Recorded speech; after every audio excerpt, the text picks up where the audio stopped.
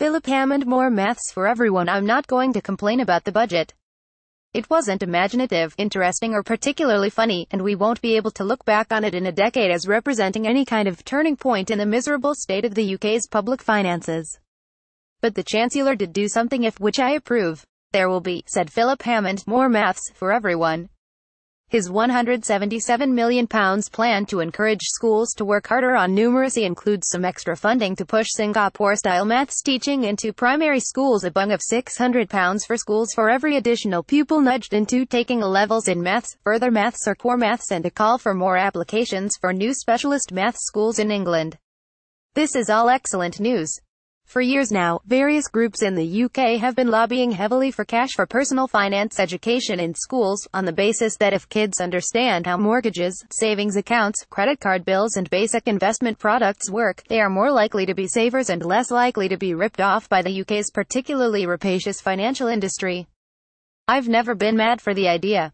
There's plenty of research to show that if people don't need this kind of information immediately, it goes in one ear and straight out the other.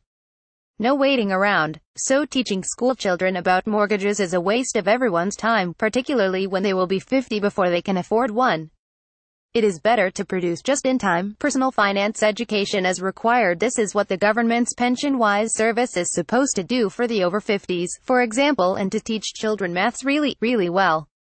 This will give them the tools to help themselves financially as and when they need to, and to interpret the financial events happening around them. Given the gloomy economic backdrop, it's also worth noting that a good understanding of maths is helpful in another way. It can alert us to the bits of the budget that pretend to be about real numbers, but are nothing of the sort. With this in mind, if the Office for Budget Responsibility (OBR) forecasts that UK GDP will grow at a rate of 1.3% in 2020, what rate will GDP actually be growing at in 2020?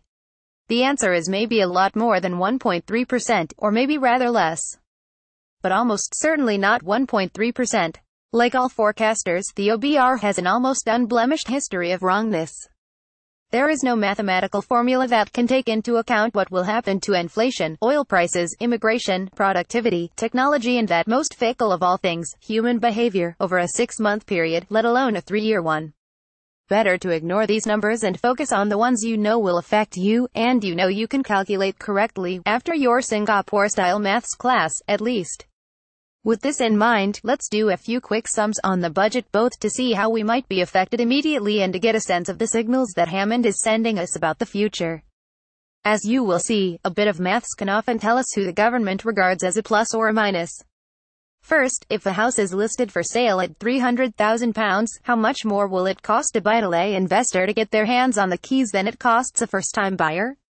The answer is simple. The first-time buyer pays £300,000. Their stamp duty has just been abolished.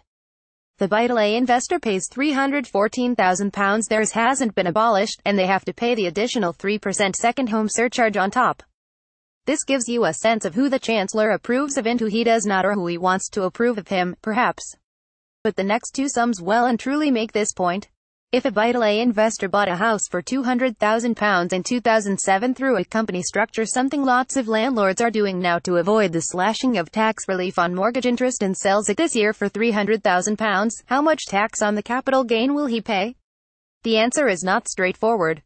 Until now, assets bought inside a company have been eligible for indexation. Your gains are adjusted for inflation based on figures provided by him. Revenue, customs. You take the number given by them that works for your time frame, 0.313 in this case, according to tables on the HMRC website, and multiply it by the price you paid. Then take that sum, £62,600, away from your profit to get your taxable amount, £34,000. Finally, multiply that by 19%, the corporation tax rate. The answer is £7,106. Hold that thought while you calculate the following. If a landlord bought a buy-to-let property now for the same £200,000 price and also sold it in a decade for £300,000, how much tax on the capital gain would they be likely to pay? The answer to this is easier. The gain multiplied by the tax rate, which is set to fall to 17%. So £17,000, which is nearly £10,000 more than they would have paid on a similar investment gain a decade earlier. There you have it. A few sums that tell you the current government thinks buy-to-let isn't all that. If you were thinking of becoming a landlord, maybe don't. If you are already, maybe read the runes the way Hammond wants you to and sell your rental property to your tenant, you'll get good price. All the money they were saving for stamp duty can now be offered to you instead. There's a useful sum available as a hint for those with houses that are substantially unfurnished and unused as well. You own a 6-bedroom holiday home by the sea in Padstow that you are too busy to visit or furnish. What with the demands your international speaking schedule puts on you? How much has Hammond probably just added to your cost of ownership?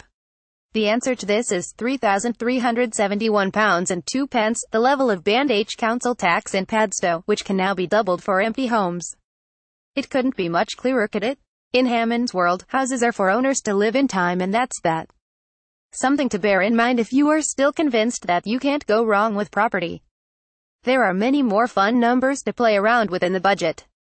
No doubt FT columnist turned maths teacher Lucy Kellaway is already planning her next lesson around them. Given the gloomy economic backdrop, it's also worth noting that a good understanding of maths is helpful in another way. It can alert us to the bits of the budget that pretend to be about real numbers but are nothing of the sort.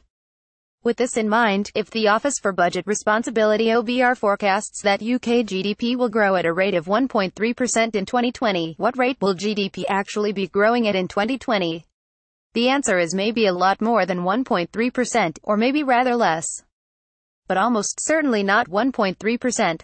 Like all forecasters, the OBR has an almost unblemished history of wrongness.